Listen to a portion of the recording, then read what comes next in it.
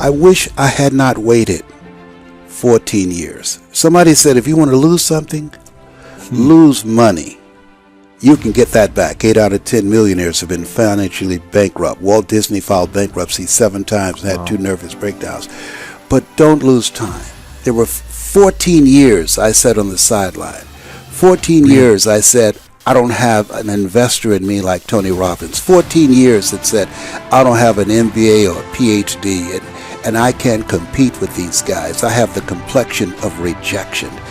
14 years I silenced myself. Wow. And so I regret that, because there's some people that maybe if they'd heard my voice, they would not have turned to drugs. If they'd heard my voice, their lives would have taken a different direction. And I can't get those 14 years back. That haunts me, and I think that drives me when I speak with such energy. I'm trying to make up for that time, but I can't. You don't achieve worthwhile goals quickly or easily. They take time. They take struggle. They take relentless pursuit day in and day out. That's what it takes. But also, things don't usually fall apart quickly either. At least at first, it's a slow process. A little slip here, a little setback over there, a little wearing down of discipline and will over time.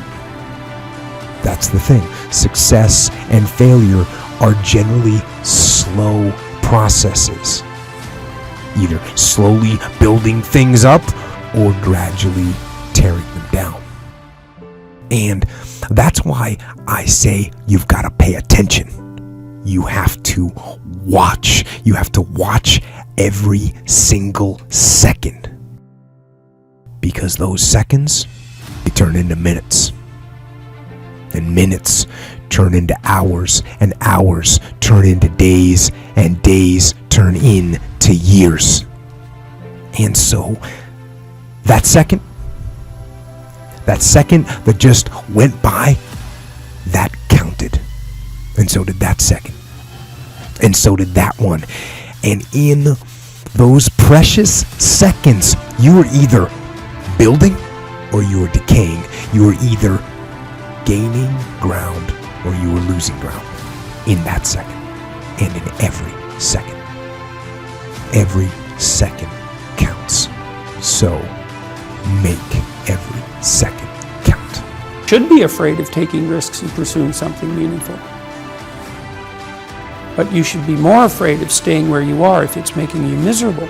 It's like the first thing you want to do is dispense with the idea that you get to have any permanent security outside of your ability to contend and adapt. It's the same issue with children.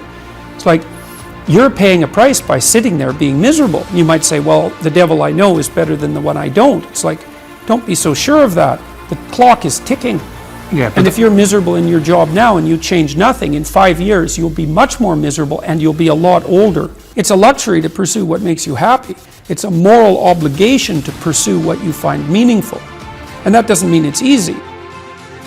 You know, if you take people, and I've told you this, and you expose them voluntarily to things that they are avoiding and are afraid of, that they know they need to overcome in order to meet their goals, their self-defined goals. If you can teach people to stand up in the face of the things they're afraid of, they get stronger. And you don't know what the upper limits to that are, because you might ask yourself, like, if for 10 years, if you didn't avoid doing what you knew you needed to do, by your own definitions, right, within the value structure that you've created, to the degree that you've done that, what would you be like? Well, there are remarkable people who come into the world from time to time, and there are people who do find out over decades-long periods what they could be like if they were who they were, if they spoke their being forward. And they get stronger and stronger and stronger, and we don't know the limits to that. We do not know the limits to that. Time is short. What is your life? It's even a vapor that appeareth for a little time and then vanisheth away. If someone had told me when I was 20 years old that life was very short and would pass just like that, I wouldn't have believed it. And if I tell you that, you don't believe it either. I cannot get young people to understand how brief life is, how quickly it passes. It seems like yesterday I was in school.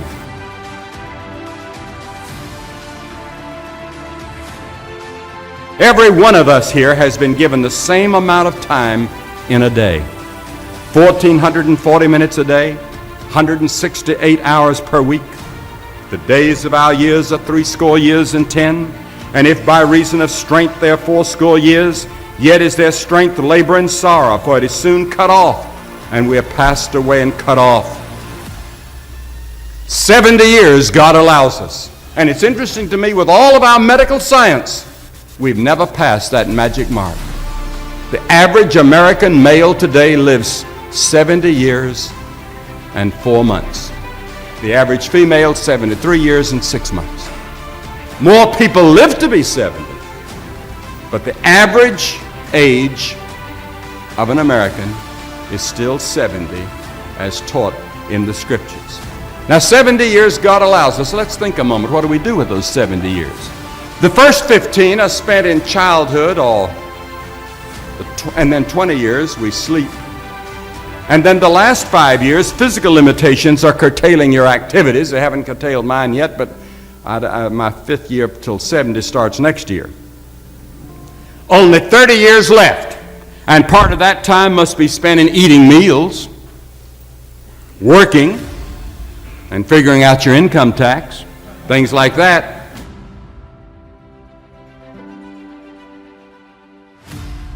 Now is the accepted time. The things we ought to do, the classes we ought to take, the books we ought to read, do it now. The family that needs you, spend more time now. Write that letter home now that you've been meaning to write. Money you ought to give now. Time for study, do it now. People you ought to witness to, do it now. Every time the clock ticks, it seems to say now. Today, if you will hear His voice.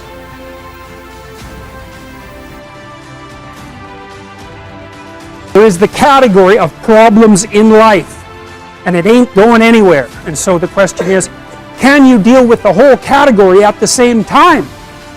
That's the thing. That's how to be in the world, is to deal with that category all at the same time. And so how did human beings, what did they come up with as a solution? And that's so cool too, because the solution they come up with not only was the heroism that allows you to approach what you're terrified by and what you find offensive and to learn from it, but also the idea of sacrifice, and that was played out by cultures everywhere, including human sacrifice. And you think, what the hell was up with those crazy bastards so long ago? They were sacrificing to gods all the time. What kind of clueless behavior was that? Burn something and please God. Burn something valuable and please God. It's like, what was with them? What were they thinking? Well, they weren't stupid, those people. If they were stupid, we wouldn't be here. They were not stupid, and believe me, they lived under a lot harsher conditions than we do. So those were some tough people, man. You know, back then you'd last about 15 minutes. And so you don't want to be thinking of your ancestors as stupid. Like, there's no real evidence that we're much different cognitively than we were 150,000 years ago. So anyways, sacrifice. What does that mean, sacrifice? Well, it's a discovery, man. It's the discovery of the future. It's like the future is actually the place where there is threat. And it's always going to be there. So what do? You make sacrifices in the present so that the future is better